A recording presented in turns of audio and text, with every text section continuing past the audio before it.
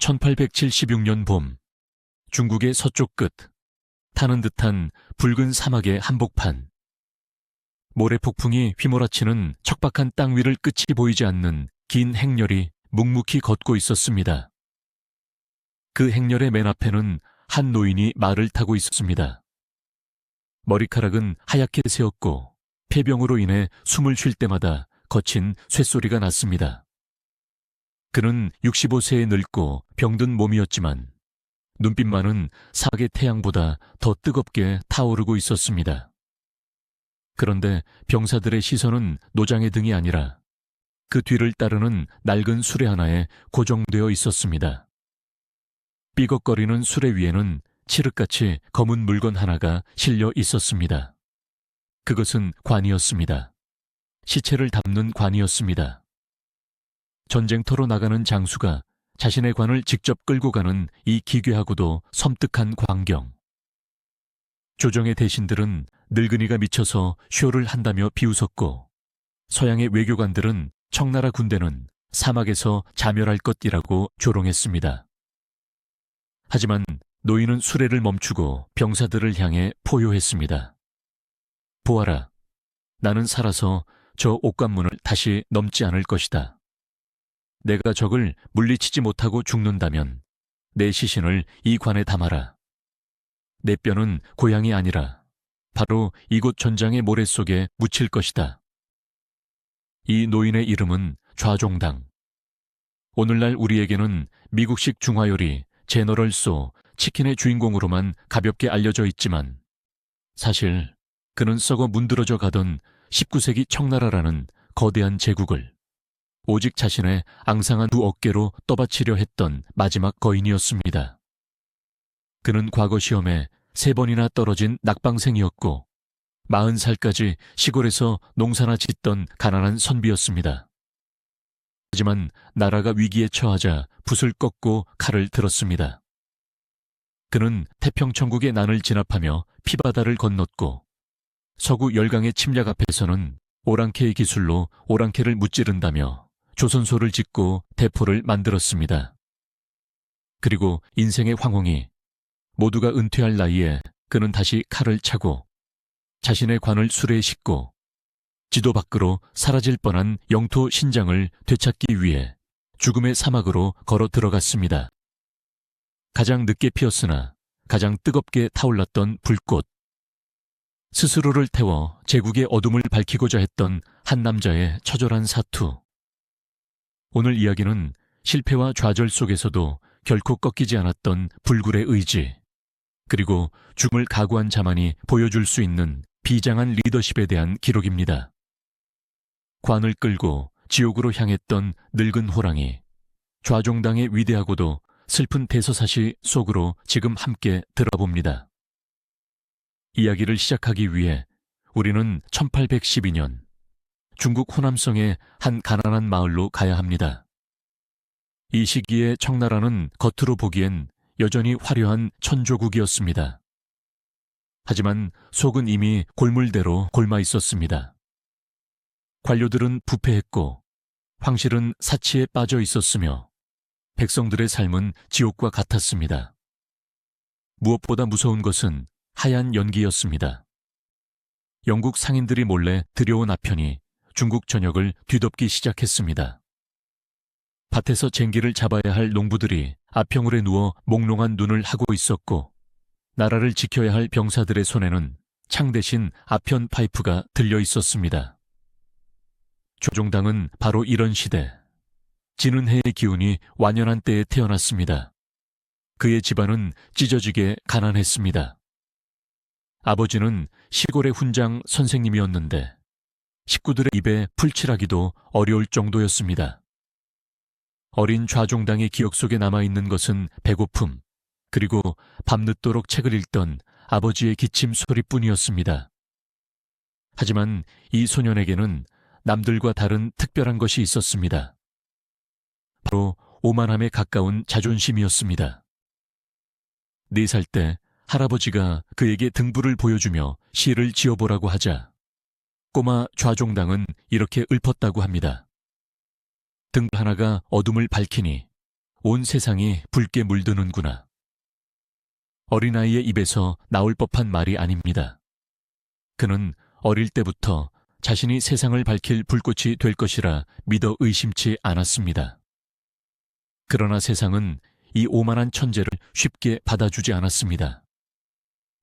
당시 중국에서 남자가 출세하는 길은 오직 하나, 과거 시험뿐이었습니다. 공자의 말씀을 달달 외우고 멋진 문장으로 답안지를 채워야만 관리가 될 수 있었습니다. 좌종당도 20살의 지방시험인 향시에는 합격했습니다. 이때까지만 해도 그의 앞길은 탄탄대로인 줄 알았습니다. 하지만 진짜 지옥은 그 다음 단계인 중앙시험, 회시였습니다. 베이징으로 올라가 황제 앞에서 치르는 이 시험에서 좌종당은 처참하게 무너집니다. 한 번도 아니고 두 번도 아니고 무려 3번이나 낙방합니다. 여러분, 10년입니다.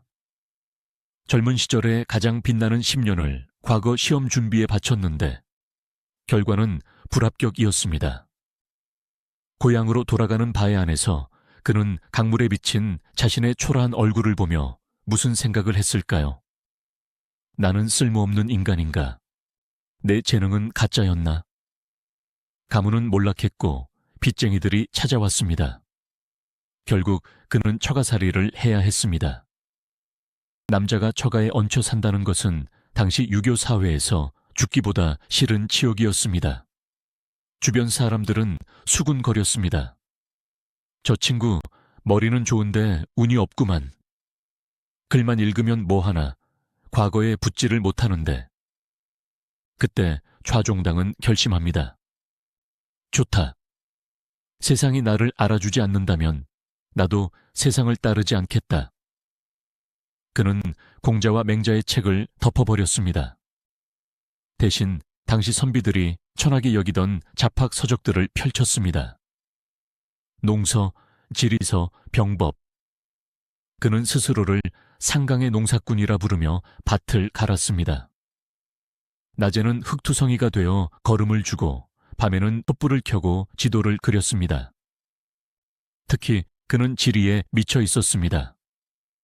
청나라의 영토가 어디까지인지, 서쪽 국경 너머에는 어떤 나라들이 있는지, 산맥은 어떻게 뻗어 있고 강물은 어디로 흐르는지. 그는 마치 자신이 황제라도 된 것처럼 좁은 방구석에 앉아 천하를 경영하는 상상을 했습니다. 친구들이 찾아와 자네 뭐 하는가? 라고 물으면 그는 뻔뻔하게 대답했습니다. 나는 지금 제갈량보다 낫다. 나는 금량이다. 사람들은 그가 미쳤다고 했습니다. 과거에 떨어진 충격으로 허풍쟁이가 되었다고 비웃었습니다. 하지만 훗날 역사는 증명하게 됩니다. 그 좁은 방 안에서 그가 그렸던 지도들이 훗날 멸망 직전의 나라를 구해내는 유일한 설계도가 되었다는 것을 말입니다. 세월은 흘러 좌종당의 나이도 어느덧 37이 되었습니다. 그는 여전히 시골의 가난한 농부였고 세상은 그를 잊은 듯 했습니다. 하지만 운명의 여신은 기가 막힌 타이밍에 그의 문을 두드렸습니다. 1850년 1월, 겨울비가 추적추적 내리는 밤이었습니다. 당시 청나라에는 임칙서라는 전설적인 인물이 있었습니다. 바로 아편전쟁의 도화선이 되었던 영국 상인들의 아편을 몰수해 불태워버린 그 민족의 영웅입니다. 비록 전쟁에 패해 유배를 떠났다가 다시 부름을 받고 돌아오던 길이었죠. 임칙서는 배를 타고 호남성을 지나가다가 이곳에 좌종당이라는 기이한 인재가 있다는 소문을 듣게 됩니다. 호기심이 발동한 임칙서는 배를 멈추고 그를 부릅니다. 초라한 옷차림에 좌종당이 배에 올랐습니다. 늙고 병든 영웅 임칙서와 야망만 가득한 시골 선비 좌종당. 두 사람은 밤새도록 술잔을 기울이며 이야기를 나눴습니다. 그런데 대화의 주제가 놀라웠습니다. 시나 문학이 아니었습니다. 그들은 서역에 대해 이야기했습니다. 임칙서가 물었습니다. 서쪽 국경에 러시아의 기세가 심상치 않네. 자네라면 어떻게 하겠는가? 좌종당은 기다렸다는 듯이 대답했습니다. 반드시 지켜야 합니다. 신장을 잃으면 몽골이 뚫리고, 몽골이 뚫리면 베이징이 위태롭습니다. 지금 당장 둔전을 설치하고 병사를 길러야 합니다. 임칙선은 깜짝 놀랐습니다. 조정의 고관대작들도 관심 없는 서쪽 변경의 지와 전략을 이 시골 총우석의 선비가 손바닥 보듯 꿰뚫고 있었기 때문입니다. 새벽이 밝아올 무렵 임칙선은 자신의 품에서 낡은 꾸러미 하나를 꺼내 좌종당에게 건넸습니다. 그것은 그가 유배 생활 동안 피를 토하는 심령으로 정리한 신장 지역의 지도와 자료였습니다. 나는 이제 늙고 병들었네. 내 꿈을 이룰 수 있는 사람은 천하의 자네뿐이야. 이 자료를 자네가 맡아주게. 언젠가 나라에 큰일이 생기면 자네가 이것을 써먹을 날이 올 걸세. 이것은 일종의 유언이자 횃불의 전달식이었습니다. 그로부터 몇 달 뒤 임칙선은 세상을 떠납니다. 그리고 그가 남긴 낡은 지도는 좌종당의 가슴속에서 뜨거운 불씨가 되어 타오르기 시작했습니다. 하지만 그때까지도 좌종당은 몰랐습니다. 자신이 그 지도를 들고 정말로 그 먼 서역으로 떠나게 될 줄은. 임칙서가 죽고 얼마 지나지 않아 청나라 전역을 피로 물들인 대재앙이 터집니다. 바로 태평천국의 난입니다. 홍수전이라는 인물이 내가 예수의 동생이다 라고 주자며 일으킨 이 반란은 굶주림에 지친 농민들을 흡수하며 삽시간에 불어났습니다. 반란군은 머리를 기르고 붉은 두건을 썼으며 닥치는 대로 관할을 부수고 관리를 죽였습니다. 청나라 정규군인 팔기군은 이미 종이 호랑이가 된 지 오래라 반란군을 보자마자 도망치기 바빴습니다. 반란군은 파죽지세로 북상하여 좌종당의 고향인 호남성 장사까지 포위했습니다. 성은 아수라장이었습니다. 성주는 겁에 질려 어쩔 줄 몰랐고 백성들은 짐을 싸서 피난 갈 준비를 했습니다. 바로 그때 누군가 외쳤습니다. 상강에 사는 좌종당을 불러오시오. 그 사람만이 우리를 구할 수 있어. 지푸라기라도 잡는 심정으로 관리가 좌종당의 집을 찾아갔습니다. 선생, 제발 나와서 우리를 지휘해 주십시오. 좌종당은 처음엔 거절했습니다. 평생 과거 시험에 떨어뜨린 나라, 자신을 알아주지 않은 조정에 대한 원망이 남아있었기 때문입니다. 하지만 고향 사람들이 학살당할 위기에 처하자 그는 마침내 털고 일어납니다. 내 칼을 가져오라 40살. 남들은 인생의 내리막을 준비할 나이에 좌종당은 처음으로 세상에 자신의 이름을 드러냈습니다. 그는 정식 관리도 아니었고 군인도 아니었습니다. 그저 자문관이라는 애매한 직함으로 성벽 위에 섰습니다. 하지만 지휘권을 잡자마자 그는 완전히 다른 사람이 되었습니다. 그는 겁에 질린 관리들을 호통쳐서 질서를 잡았습니다. 지금부터 도망치는 자는 지휘고하를 막론하고 목을 베겠다. 그는 밤낮으로 성벽을 돌며 방어시설을 고치고 식량을 배급하고 병사들의 사기를 북돋았습니다. 그가 그동안 방구석에서 읽었던 병법서들이 빛을 발하기 시작한 것입니다. 놀랍게도 3개월 동안 이어진 맹공격에도 장사성은 무너지지 않았습니다. 태평천국군은 결국 포위를 풀고 물러갔습니다. 이것은 당시 연전연패하던 청나라군에게 기적 같은 승리였습니다. 사람들은 수군거렸습니다. 저 깐깐한 서생이 사실은 전쟁의 신이었구나. 이 소식은 곧바로 조정에까지 전해졌습니다. 그리고 당시 청나라를 구하기 위해 동분서주하던 또 한 명의 거물, 증국번의 귀에까지 들어갑니다. 증국번은 좌종당과 동양 사람이자 학문적으로는 훨씬 뛰어난 엘리트였습니다. 증국본은 좌종당의 재능을 알아보고 그를 자신의 막료로 초빙합니다. 이로써 19세기 중국 역사를 뒤흔들 두 거인 증국본과 좌종당의 만남이 이루어집니다. 하지만 이 만남은 협력이 아닌 평생에 걸친 애증과 갈등의 시작이었습니다. 성격이 너무나 달랐던 두 사람, 빈틈없고 신중한 도덕군자 증국본과 불같고 오만하며 실리적인 좌종당. 마치 물과 기름 같은 이 두 사람이 어떻게 손을 잡고 무너져가는 나라를 지탱했을까요?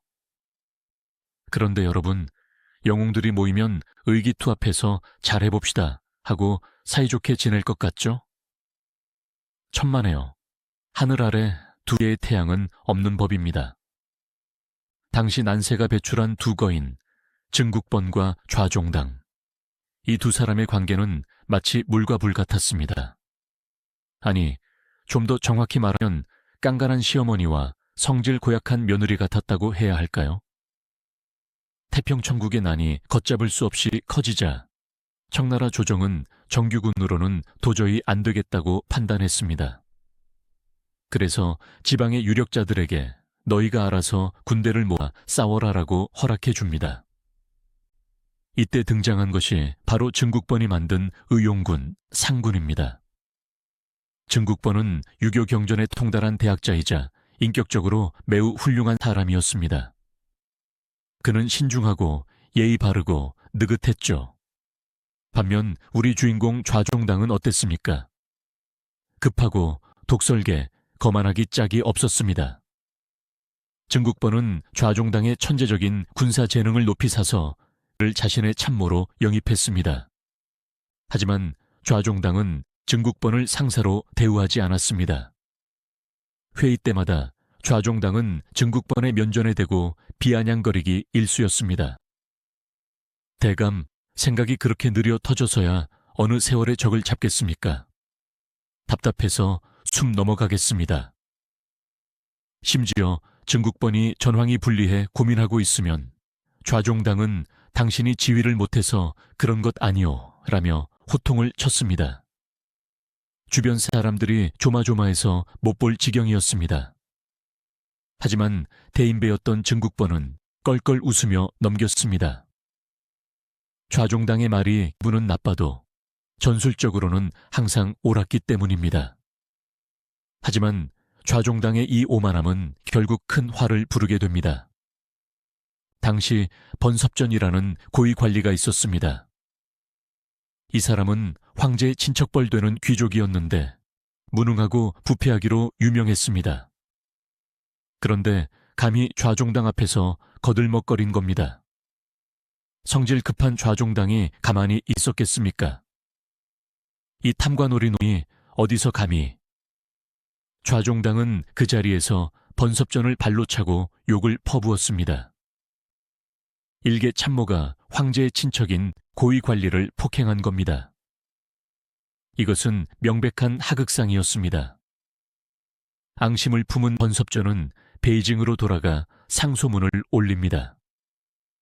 좌종당이라는 자가 호남성에서 왕처럼 굴며 황실을 모독하고 있습니다. 이 자를 죽여야 합니다. 당시 황제였던 한풍제는 격노했습니다. 즉시 명령이 떨어집니다. 좌종당을 체포하여 즉결 처형하라. 여러분, 이때가 좌종당 인생 최대의 위기였습니다. 목이 달아날 판이었습니다. 감옥에 갇힌 좌종당은 죽음을 기다리고 있었습니다. 하지만 역사는 그를 버리지 않았습니다. 그의 구명운동에 나선 사람들은 놀랍게도 그가 평소에 무시했던 증국본 그리고 조정의 실세들이었습니다. 그들은 알았습니다.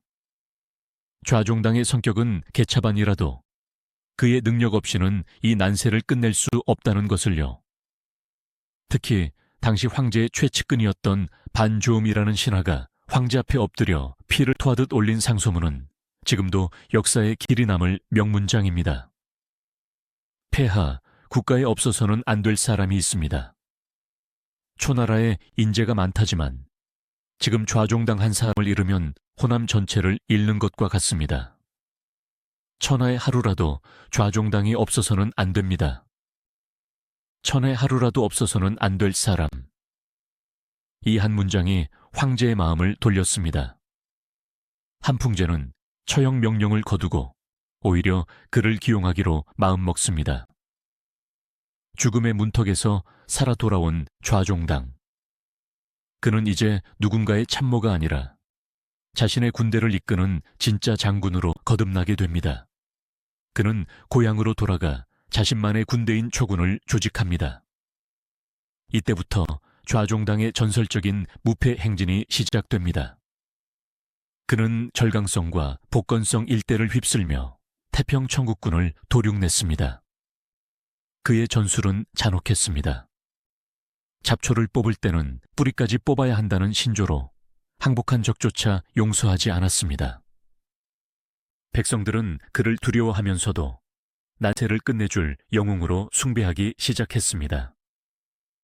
태평천국의 난이 평정된 후 좌종당은 복건성과 절강성을 다스리는 총독 자리에 오릅니다. 가난한 훈장의 아들이 제국의 최고위직에 오른 것입니다. 이제 편하게 살 법도 한데 그는 또 일을 벌입니다.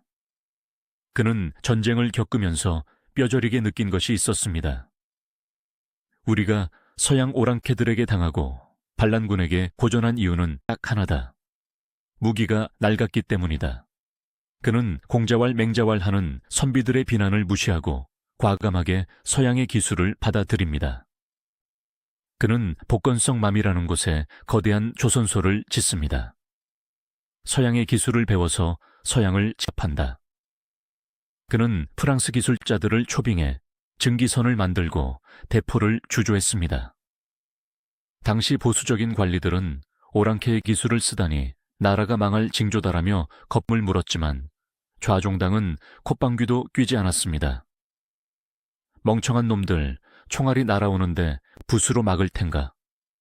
이렇게 그가 해군력을 키우고 있을 때 제국의 반대편, 저 멀리 서쪽 끝에서 거대한 모래폭풍이 불어오기 시작했습니다. 바로 신장 위구르 지역의 반란이었습니다. 당시 중앙아시아의 야심가 야쿱백이라는 인물이 신장에 침입해 청나라 관리들을 몰아내고 이슬람 왕국을 세웠습니다. 뒤에서는 러시아와 영국이 이 야쿱백을 지원하며 호시탐탐 영토를 노리고 있었습니다. 청나라 영토의 6분의 1이 한순간에 떨어져 나갈 위기였습니다. 하지만 조정의 반응은 차가웠습니다.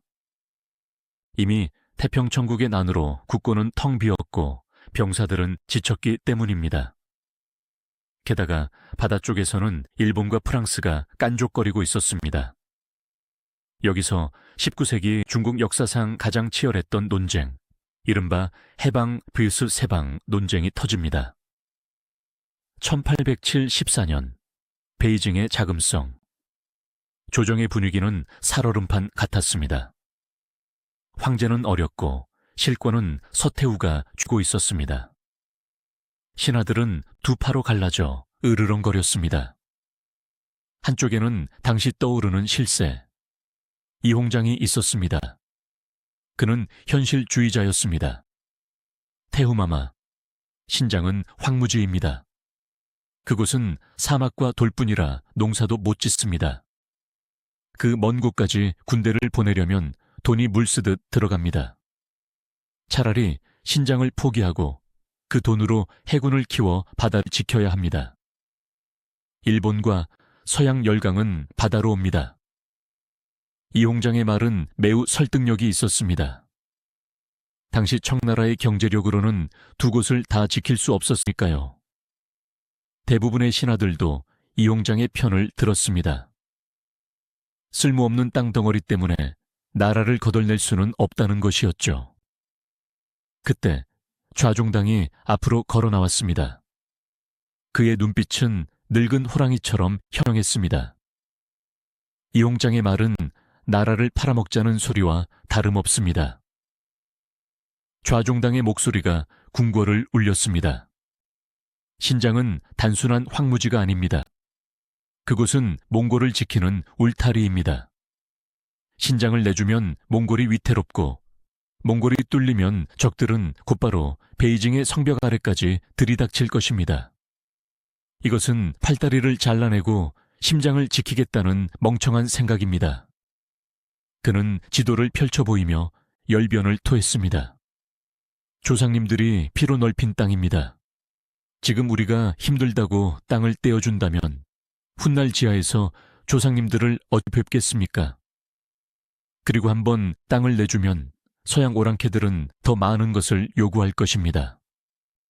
오늘 신장을 주면 내일은 몽골을 달라고 할 것이고 모레는 산시성을 달라고 할 것입니다. 서태후는 고민에 빠졌습니다. 돈은 없는데 좌종당의 말이 너무나도 절실했기 때문입니다. 좌종당은 마지막 승부수를 던집니다. 저를 보내주십시오. 제가 늙고 병들었지만 제 목숨을 걸고 그 땅을 되찾아오겠습니다. 만약 실패한다면 살아서 돌아오지 않겠습니다. 64살. 당시 평균 수명을 훌쩍 넘긴 노인의 비장한 결의. 서태후는 결국 좌종당의 손을 들어줍니다. 좋다. 좌종당, 그대에게 흠차 대신에 직함을 주노라. 가서 서역을 평정하라. 하지만 여기에는 치명적인 함정이 있었습니다. 서태후가 허락은 했지만 정작 가장 중요한 돈은 주지 않았던 것입니다. 국고가 비었으니 군자금은 그대가 알아서 마련하시오. 기가 찰 노릇이었습니다. 수만 명의 대군을 이끌고 사막을 건너야 하는데 돈 한 푼 없이 가라니요. 이것은 사실상 가서 죽으라는 말이나 다름없었습니다. 이용장 파는 뒤에서 비웃었습니다. 저 늙은이가 고집을 부리더니 결국 사막에서 굶어 죽겠구나. 좌종당은 절망하지 않았습니다. 그는 전쟁터에서 잔뼈가 굵은 사람이었습니다. 길이 없으면 길을 만드는 사람이었죠. 그는 상하이로 달려갔습니다. 그리고 자신의 체면이고 뭐고 다 버리고 호소람이라는 거상을 만납니다. 내게 돈을 빌려주시오. 내 개인의 이름으로 빚을 지겠소. 이자는 얼마가 되든 줬소. 서양은행에서 돈을 끌어와 주시오. 청나라의 대장군이 전쟁을 하기 위해 외국 은행에 빚을 지는 역사상 유례없는 일이 벌어졌습니다. 그는 자신의 직위와 목숨을 담보로 막대한 자금을 빌렸습니다. 조정의 관리들은 그를 미친 노인네라고 손가락질했습니다. 하지만 좌종당은 그 돈으로 최신식 대포와 소총을 샀습니다. 그리고 병사들에게 밀린 월급을 주고 두툼한 속옷을 입혔습니다. 모든 준비는 끝났습니다. 1876년 봄, 마침내 출정의 날이 밝았습니다. 병사들의 행렬 끝에 좌종당은 검은 관을 실은 수레를 배치했습니다. 바람이 불어와 그의 하얀 수염을 날렸습니다.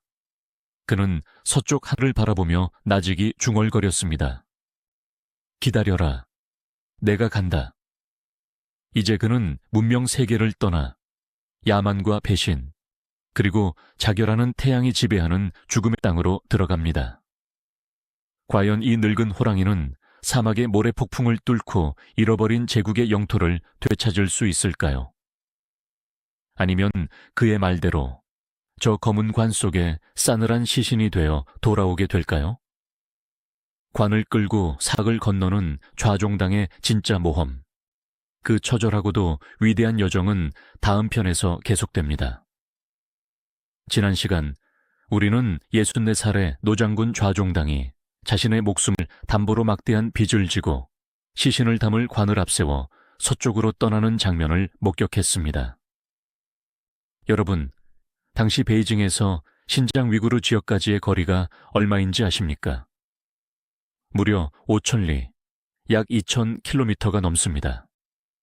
지금이야 비행기로 몇 시간이면 가지만 그때는 기차도 트럭도 없었습니다. 오로지 두 다리와 수레바퀴에 의지해 가야 하는 길이었습니다. 그 길은 낭만적인 실크로드가 아니었습니다. 낮에는 살을 태울 듯한 태양이 내리쬐고 밤에는 뼈를 깎는 추위가 엄습하는 죽음의 행군이었습니다. 물 한 모금, 풀 한 포기 찾기 힘든 그곳. 병사들 사이에서는 이런 말이 돌았습니다. 신장으로 가는 길은 하얀 해골이 이정표다. 하지만 좌종당은 멈추지 않았습니다. 좌종당이 신장에 도착했을 때 상황은 최악이었습니다. 적장 야쿠백은 이미 신장의 대부분을 장악하고 요새를 구축해 놓았습니다. 그는 영국과 러시아로부터 최신식 소총과 대포를 지원받아 무장하고 있었죠. 조정의 관리들은 좌종당을 재촉했습니다. 돈을 그렇게 많이 썼으니 빨리 성과를 내시오. 당장 공격하시오. 하지만 현장에 도착한 좌종당은 의외의 행동을 합니다. 그는 공격하지 않았습니다. 오히려 1년이 넘도록 군대를 멈춰 세우고 꿈쩍도 하지 않았습니다. 그는 병사들에게 농사를 짓게 했습니다. 황무지를 개간하여 밀을 심고 수로를 팠습니다. 그리고 후방에서 식량과 무기를 실어 나를 수송로를 닦는만 몰두했습니다. 베이징에서는 난리가 났습니다. 좌종당이 늙어서 겁을 먹었다. 돈만 쓰고 놀고 있다는 비난이 빗발쳤습니다. 하지만 좌종당은 귀를 닫았습니다. 그는 알고 있었습니다. 이 전쟁의 적은 야쿠백이 아니다. 진짜 적은 배고픔과 거리다. 그 먼 곳까지 식량을 보급하는 것은 불가능에 가까웠습니다. 섣불리 공격했다가 보급이 끊기면 6만 대군은 싸우기도 전에 굶어 죽을 것이 뻔했습니다.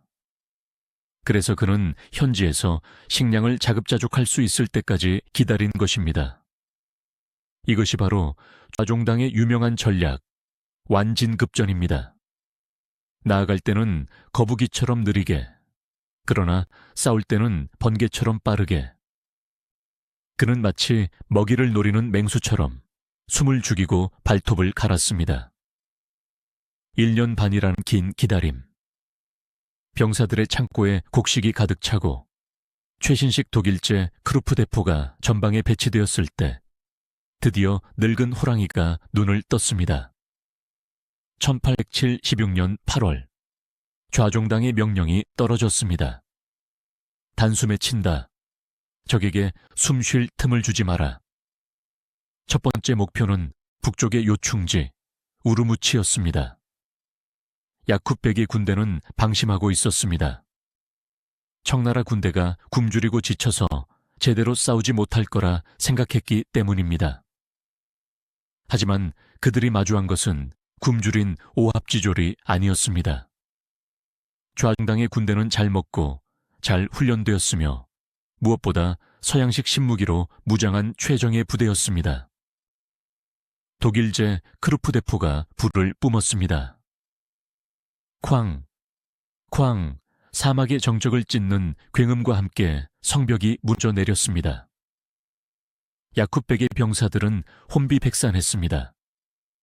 그들은 청나라 군대가 이런 무기를 가지고 있을 줄은 상상도 못했습니다.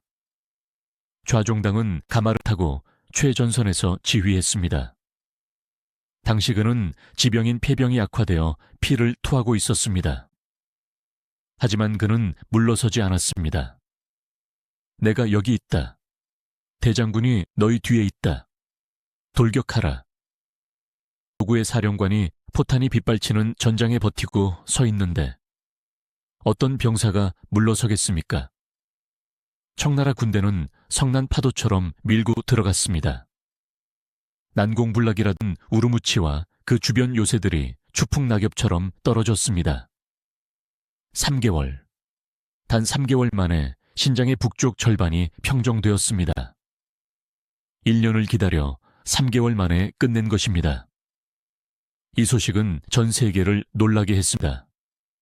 영국의 더 타임스는 이렇게 보도했습니다. 중국의 늙은 장군이 사막에서 기적을 일으켰다. 이것은 나폴레옹의 원정에 비견될 만한 군사적 업적이다.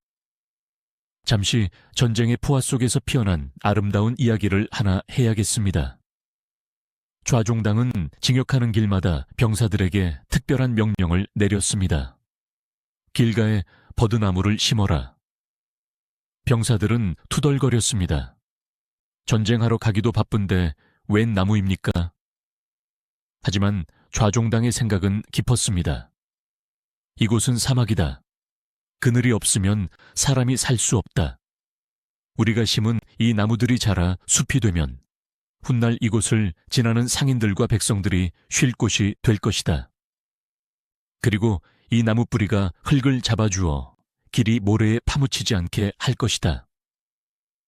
그는 자신의 봉급을 털어 묘목을 샀습니다. 그리고 척박한 땅에 물을 길어다 주며 나무를 심었습니다. 사람을 죽이는 전쟁터에서 생명을 심는 장군. 그가 심은 버드나무는 수천 리기를 따라 이어졌습니다. 사람들은 그 나무를 좌공류, 즉 좌공이 심은 버드나무라고 불렀습니다. 지금도 신장 위구르 자치구에 가면 도로변에 아름드리 버드나무들이 숲을 이루고 있는 것을 볼 수 있습니다. 150년 전 피 묻은 손으로 흙을 덮어주던 노장군의 마음이 그 푸른 잎사귀마다 서려 있는 것입니다. 훗날 한 시인은 이렇게 노래했습니다. 새로 심은 버드나무가 3000리에 이어지니 봄바람을 끌어들여 옥관을 넘게 했네. 북쪽을 잃은 야쿱백은 당황했습니다. 그는 남쪽의 투르판 요새로 도망쳤습니다. 하지만 전세는 이미 기울었습니다. 좌종당의 군대는 쉴 새 없이 몰아쳤습니다. 겨울이 오기 전에 끝낸다. 좌종당은 적의 내부 분열을 유도했습니다. 야쿱백의 부하들에게 편지를 보냈습니다. 야쿱백은 외세를 등에 업고 너희를 이용할 뿐이다. 항복하면 목숨은 살려주겠다. 동요가 일어났습니다.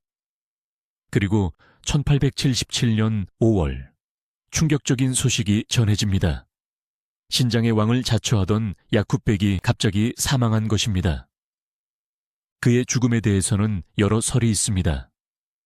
절망하여 독약을 먹고 자살했다는 설, 부에게 암살당했다는 설, 혹은 좌종당의 기세에 눌려 뇌출혈로 죽었다는 설 등입니다.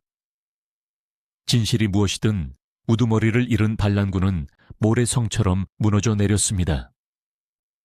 좌종당은 군대를 몰아 남쪽까지 파죽지세로 징역했습니다.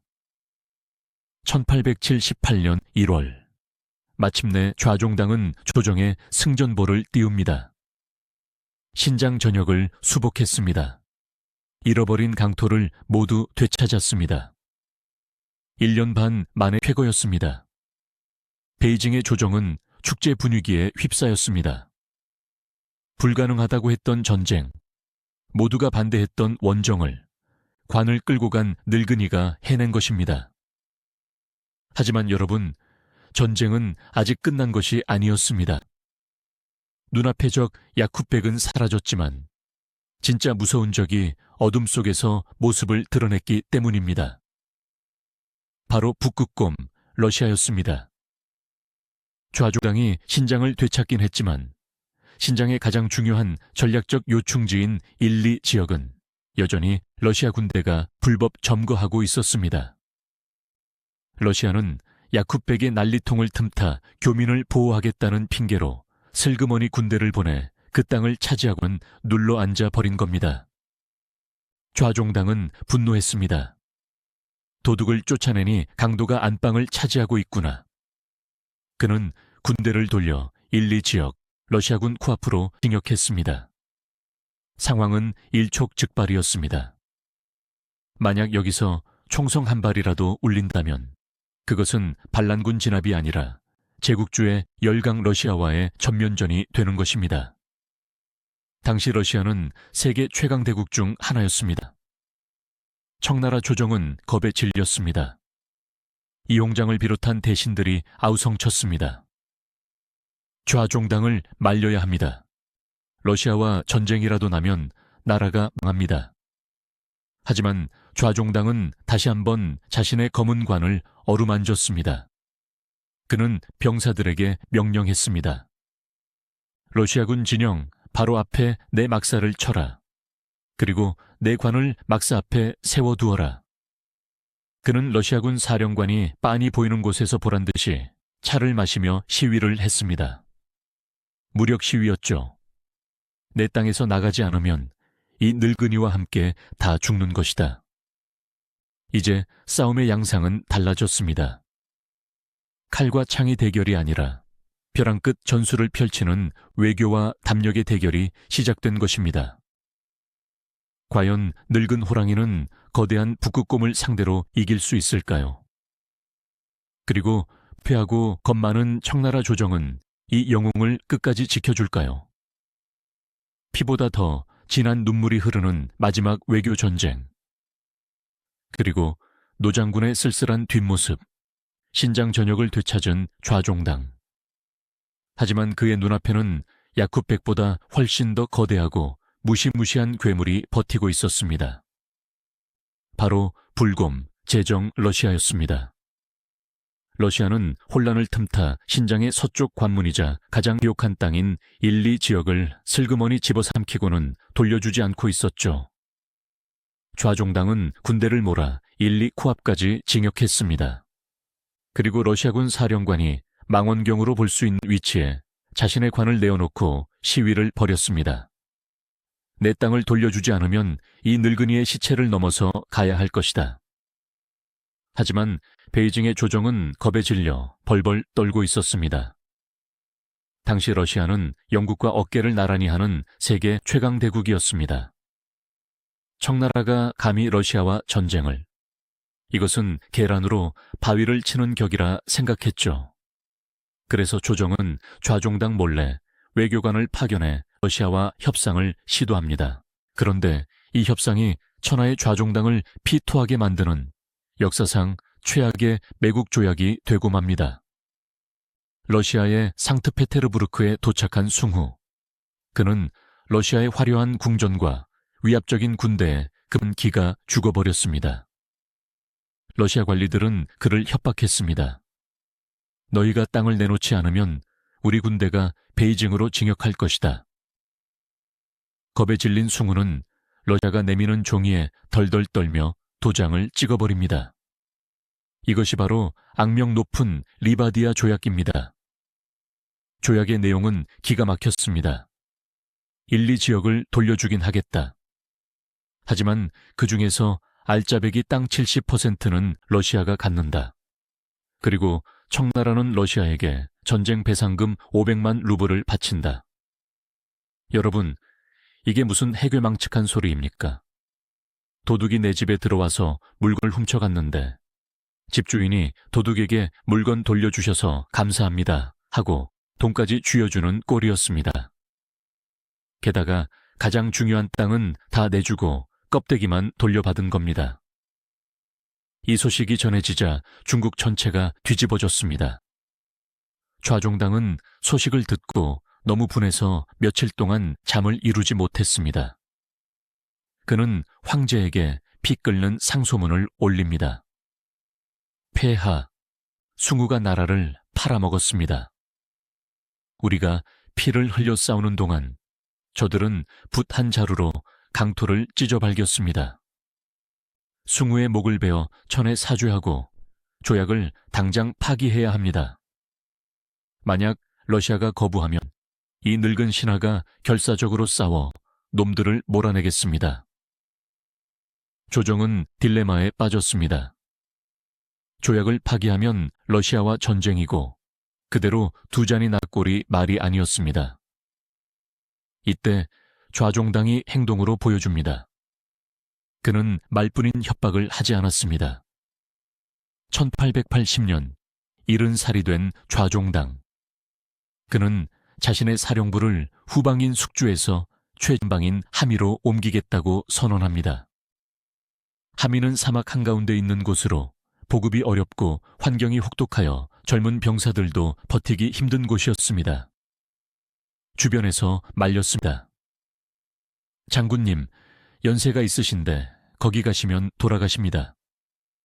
제발 후방에 계십시오. 하지만 좌종당은 고개를 저었습니다. 내가 전방에 있어야 병사들이 목숨을 건다. 그리고 내가 거기 있어야 러시아 놈들이 우리가 진짜로 전쟁할 각오가 되어 있다는 걸 알게 될 것이다. 그는 다시 한번 그 검은 관을 수레에 실었습니다. 그리고 아내와 자식들에게 유서를 썼습니다. 나는 이번에 살아서 돌아갈 생각이 없다. 나라의 수치를 씻지 못한다면 내 뼈를 사막에 뿌려라. 한미로 가는 길은 지옥이었습니다. 모래 폭풍이 불 때마다 좌종당은 기침을 하며 피를 토했습니다. 하지만 그는 감에서 내려 지팡이를 짚고 병사들과 함께 걸었습니다. 이 소식은 러시아군에게도 전해졌습니다. 그 미친 중국 장군이 관을 끌고 함이까지 왔다. 그는 진짜로 공격할 것이다. 러시아는 당황했습니다. 당시 러시아는 터키와의 전쟁으로 국력이 소모된 상태였습니다. 그런데 청나라 군대가, 그것도 서양식 무기로 무장하고 죽기를 각오한 군대가 덤벼든다면 러시아로서도 승리를 장담할 수 없는 진흙탕 싸움이 될 게 뻔했습니다. 좌종당의 이 무시무시한 벼랑 끝 전술이 러시아를 협상 테이블로 다시 끌어들인 것입니다. 여기서 아주 흥미로운 인연이 등장합니다. 좌종당이 칼을 들고 밖에서 러시아를 압박했다면 안에서 혀로 러시아를 설득할 새로운 외교관이 필요했습니다. 숭우 같은 겁쟁이 말고 진짜 배짱 있는 외교관 말이죠. 그 적임자로 지목된 사람이 바로 증기택이었습니다.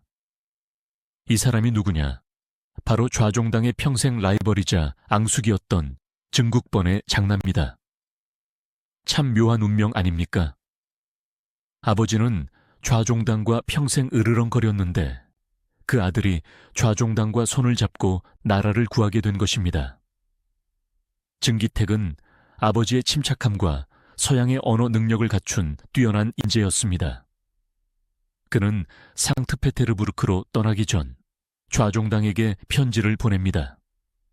장군께서 밖에서 북을 울려주시면 제가 안에서 단판을 짓겠습니다.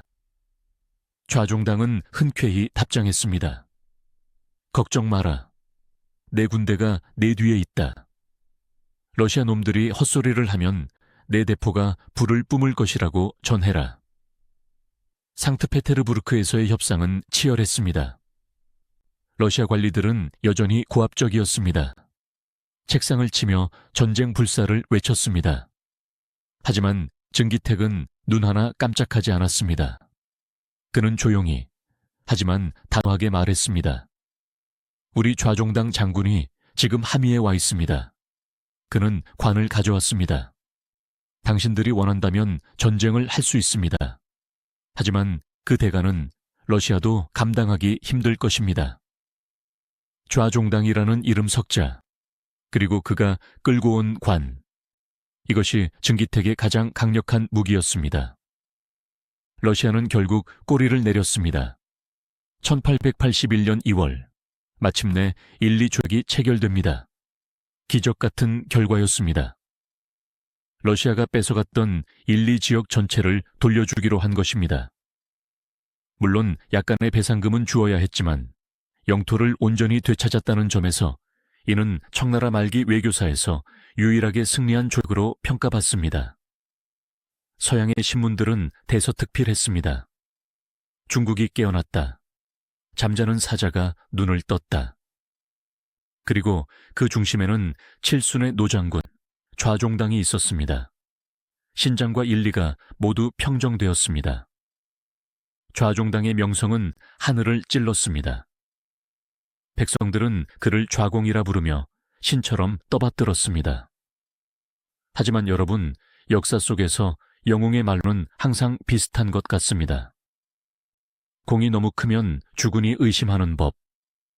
조정의 실권자 서태후와 만주족 귀족들은 좌종당이 너무 커지는 것을 두려워했습니다.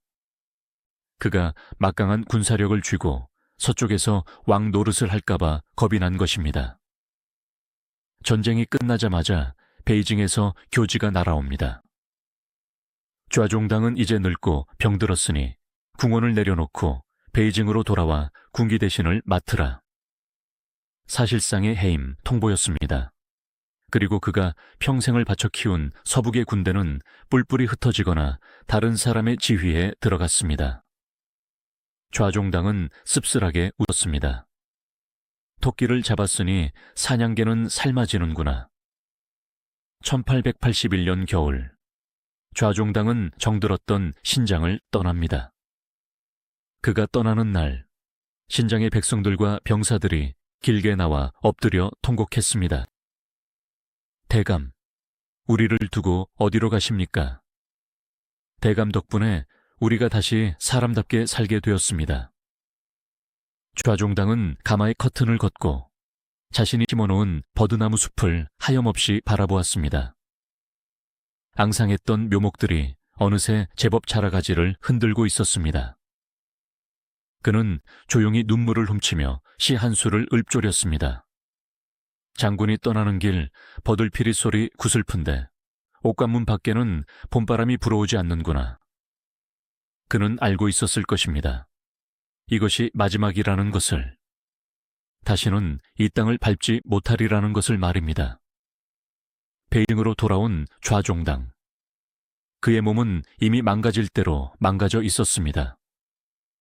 한쪽 눈은 거의 실명 상태였고 다리는 부어올라 걷기조차 힘들었습니다. 그는 이제 조용히 눈을 감고 쉴 자격을 얻었습니다. 누구도 그에게 더 일하라고 할 수 없었습니다. 하지만 역사는 이 지독한 노인에게 쉴 틈을 주지 않았습니다. 서쪽의 폭풍이 가라앉자마자 이번에는 남쪽 바다에서 또 다른 늑대가 이빨을 드러냈습니다. 바로 프랑스였습니다. 프랑스가 베트남을 식민지로 삼고 중국의 남쪽 국경인 운남성과 광서성을 위협하기 시작한 것입니다. 청불전쟁의 서막이었습니다. 조정은 또다시 패닉에 빠졌습니다. 누가 프랑스를 막을 것인가? 이홍장? 그는 싸우기 싫어한다. 다른 장군들? 그들은 무능하다. 결국 황실의 눈은 또다시 병석에 누워있는 72세의 좌종당을 향했습니다.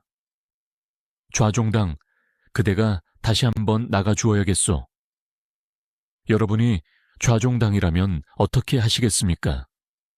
나를 팽할 때는 언제고 이제 와서 또 부려먹느냐 하고 거절할 수도 있었습니다. 하지만 좌종당은 부축을 받고 비틀거리며 일어났습니다. 오랑캐가 내 나라를 짓밟는데 내가 어찌 누워서 죽음을 기다리겠는가? 마지막 전쟁. 자신의 관을 끌고 갈 힘조차 남지 않은 늙은 호랑이가 마지막 한 방울의 피를 태우기 위해 남쪽 바다로 향합니다. 과연 그의 마지막 포효는 프랑스군을 멈춰 세울 수 있을까요? 그리고 그는 어떤 모습으로 생을 마감하게 될까요? 신장의 사막을 건너고 러시아의 불곰을 물리치고 돌아온 영웅. 이제 이른이 넘은 그에게 남은 것은 병든 몸과 얼마 남지 않은 시간뿐이었습니다. 하지만 하늘은 참으로 무심했습니다. 이 노인이 편안히 눈을 감도록 내버려 두지 않았습니다. 1814년 중국의 남쪽 바다에서 또다시 포성이 울립니다. 이번 적은 프랑스였습니다. 베트남을 집어삼킨 프랑스가 이제 중국의 앞마당인 복건성과 대만을 노리고 들어온 것입니다. 이때 좌종당의 나이 72세. 폐병은 깊어졌고 눈은 침침했으며 걷기조차 힘들었습니다. 하지만 그는 황제의 부름에 주저없이 관복을 입었습니다. 가족들이 울며 말렸습니다. 아버님, 이번에는 정말로 돌아가십니다. 제발 가지 마십시오. 좌종당은 앙상한 손으로 아들의 손을 잡고 말했습니다. 내가 살아있는 한 오랑캐의 말발굽이 내 조국의 땅을 더럽히게 둘 수는 없다. 이것이 내 마지막 싸움이다. 좌종당이 남쪽으로 내려가던 도중 청천벽력 같은 소식이 날아듭니다.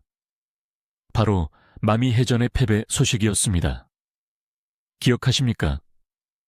20년 전 좌종당이 서양을 이기려면 우리도 배를 만들어야 한다며 복건성에 조선소를 짓고 해군을 키웠던 것을요.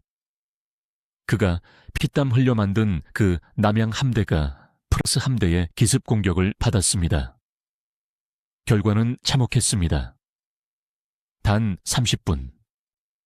프랑스 함대의 압도적인 화력 앞에 청나라 함대는 손도 제대로 써보지 못하고 괴멸당했습니다. 11척의 군함이 침몰했고 700명이 넘는 병사가 수장되었습니다. 좌종당이 그토록 애지중지 키웠던 근대화의 꿈이 허무하게 바닷속으로 가라앉은 것입니다. 뒤늦게 현장에 도착한 좌종당. 그는 빗속에서 불타버린 조선소와 바다 위에 떠다니는 나무 조각들을 보았습니다. 그것은 마치 자신의 자식들이 불에 타 죽은 것을 보는 심정이었을 것입니다. 그는 갯벌에 주저앉아 통곡했습니다. 내가 늦었다. 내가 너무 늦었어. 저 아이들을 내가 죽였구나. 그의 입에서 피가 왈칵 쏟아져 나왔습니다. 평생을 강철 같던 그였지만 이 순간만큼은 무너져 내릴 수밖에 없었습니다. 하지만 좌종당은 거기서 멈추지 않았습니다. 그는 피 묻은 입가를 닦아내며 일어섰습니다. 해전에서는 졌지만 육지에서는 어림없다. 그는 남은 병력을 긁어모아 방어선을 쳤습니다. 프랑스군이 상륙하지 못하도록 해안가를 요새화했습니다. 프랑스군 사령관도 좌종당이 도착했다는 소식을 듣고 긴장했습니다. 신장에 호랑이가 왔다는 소문에 프랑스 병사들도 섣불리 덤비지 못했습니다. 좌종당은 죽음을 앞둔 사람처럼 보이지 않았습니다. 그는 밤새 지도를 보고 병사들을 독려했습니다. 그의 존재만으로도 무너졌던 청나라 군대의 사기가 다시 살아났습니다. 실제로 대만과 복건성 일대에서 청나라 군대는 프랑스군을 상대로 꽤 잘 싸웠습니다. 진남관 전투에서는 큰 승리를 거두기도 했죠. 좌종당은 확신했습니다. 우리가 버티면 이긴다. 프랑스는 멀리서 왔기에 오래 버틸 수 없다. 그런데 바로 그때 등 뒤에서 비수가 날아옵니다. 베이징의 조정이 프랑스와 강화 조약을 맺으려 한다는 소식이었습니다. 이용장이 주도한 화친파가 더 이상 전쟁을 하면 나라가 망한다며 프랑스의 요구를 들어주고 전쟁을 끝내려 한 것입니다. 좌종당은 분노로 몸을 떨었습니다. 다 이겨가는 싸움이다. 지금 멈추면 죽어간 병사들의 피는 무엇이 된단 말이냐. 10년 전 신장에서도 그러더니 또다시 다 된 밥에 재를 뿌리는가. 하지만 늙은 장군의 목소리는 이제 너무 작았습니다. 조정은 그의 말을 듣지 않았습니다. 1885년 6월, 결국 굴욕적인 평화조약이 체결됩니다. 중국은 베트남에 대한 종주권을 포기하고 프랑스에게 문을 열어주어야 했습니다. 조약이 체결되고 3개월 뒤인 1885년 9월 5일, 복건성 복주의 사령부, 폭풍우가 몰아치는 밤이었습니다. 병석에 누운 좌종당의 숨소리가 거칠어졌습니다. 이제 때가 온 것입니다. 그는 마지막 힘을 짜내어 황제에게 보내는 유서를 구술했습니다. 이 늙은 신하는 나라의 은혜를 다 갚지 못하고 갑니다.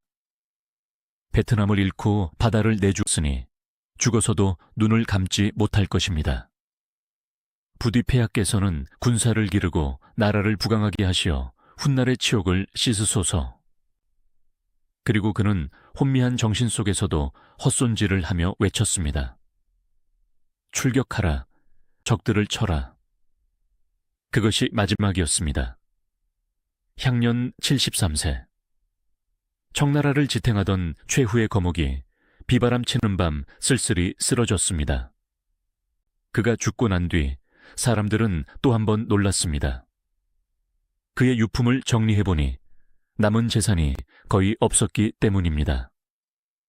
그는 제국의 최고의 관직인 총독을 지냈고 수천만 금의 군자금을 주물렀던 사람입니다. 보통 관리였다면 어마어마한 부자가 되었을 것입니다. 하지만 좌종당의 통장에 남은 돈은 고작 2만 냥 정도였습니다. 그것도 방금 받은 봉급이 대부분이었고 빚도 있었습니다. 그는 자신의 봉급을 털어 병사들에게 속옷을 사입혔고 신장에 학교를 세웠으며 고향의 가난한 친척들을 도왔습니다. 정작 자신과 가족을 위해서는 한 푼도 챙기지 않았던 것입니다. 그는 죽어서도 자신의 관 하나만을 가지고 떠났습니다. 신장으로 갈 때 가져갔던 그 검은 관처럼 말이죠. 좌종당이 떠나고 20여 년 뒤 청나라는 결국 멸망했습니다. 그의 우려대로 서양 열강과 일본에 의해 갈기갈기 찢겨나갔죠. 하지만 좌종당이 목숨 걸고 지켜낸 땅, 신장만은 남았습니다. 지도를 한번 펼쳐보십시오. 오늘날 중국의 영토는 거대한 닭 모양을 하고 있습니다. 그 닭의 꼬리 부분, 광활한 서쪽 영토가 바로 신장입니다. 만약 그때 좌종당이 돈이 많이 드니 포기하자는 이홍장의 말을 들었다면? 지금 중국의 영토는 절반으로 줄어들었을 것입니다. 그리고 그가 사막길에 심었던 버드나무, 좌공류, 150년이 지난 지금도 그 나무들은 거대한 고목이 되어 사막의 모래바람을 막아주고 있습니다. 현지 사람들은 지금도 그 나무 그늘 아래서 땀을 식히며 이 나무는 좌공이 심으신 거야라고 이야기합니다. 그는 단순히 땅을 지킨 것이 아닙니다. 그는 무너져가는 시대 속에서도 안 되는 것은 없다. 죽더라도 뜻을 굽히지 않는다는 강인한 정신을 유산으로 남겼습니다. 자, 이제 다시 처음의 이야기로 돌아가 봅니다. 우리가 흔히 먹는 매콤달콤한 닭고기, 요리, 좌종당게. 사실 좌종당 장군은 이 요리를 먹어본 적도 만든 적도 없습니다. 훗날 그의 고향 출신 요리사가 그를 기리기 위해 이름을 붙인 것이죠. 하지만 묘하게 어울리지 않습니까? 불처럼 뜨겁고 톡 쏘는 매운맛. 그 맛은 타협을 모르고 불의를 참지 못했던 깐깐하고 고집스러운 호남의 호랑이. 좌종당의 성격과 꼭 닮았습니다. 그의 인생은 실패의 연속이었습니다. 과거 시험에 3번이나 떨어졌고 나추살까지 농사꾼이었으며 관직에 나가서도 늘 비난받았습니다. 심지어 죽는 순간에도 그는 실패했다고 자책하며 눈을 감았습니다. 하지만 역사는 그를 실패자로 기억하지 않습니다.